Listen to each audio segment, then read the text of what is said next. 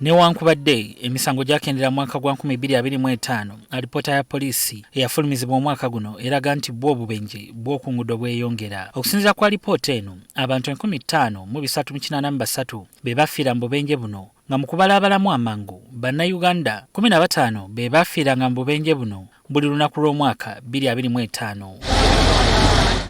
Minisitule y'ebyentambula gye bivuddeko yaleeta enkola eyitibwa EPS auto, ng'eno yeeyambisibwa kamera z'oku nguudo okukwata abamenya amateeka g'oku nguudo era ne bakuba ebipapula by'engassi.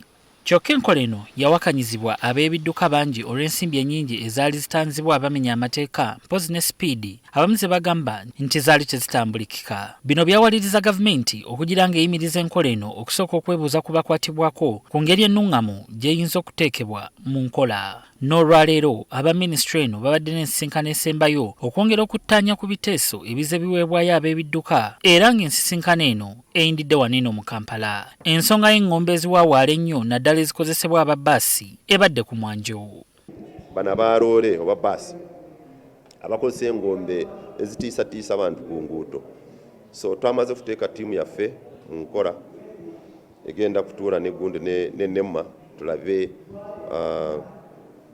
moroka ya Baasi oba ya loole zibayita decimals, ina decimals ezijikiriza okuteera engombe n'ogamba nti endejja kutiisa abantu. Tukitegedde nti n'ab'ebidduka abakozesa obugombe ku mmotoka eza bulijjo nabo baakukwatibwa. Naye kakati cabinet ya directing minister of internal affairs okukola guidelines in touch with Ministry of Works and Transport. So guidelines bwe baziwedde zijja kuba enforced now by all government entities, but still police has a right now even to impound. Katushabe atubulidde nti baliko bibakyusiza mu nkola y'okukuba ebipapula nga ku mulundi guno nnyini mmotoka yagenda okwetikka omugugu. That's why you see now tugamba nti fine tugiwe nnanyini mmotoka kubanga ye key stakeholder oli driver kati bw'amanyi nti bagenda okumunoonya n'asasula tiketi eyo ajja kubeera responsible.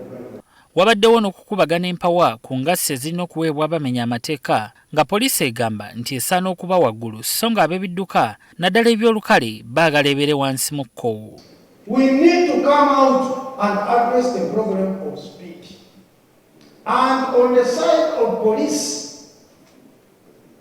to me, 200,000 is not an issue. It's not an issue. We need the public to know that there is a problem. We need to check ourselves. So we need to increase this money.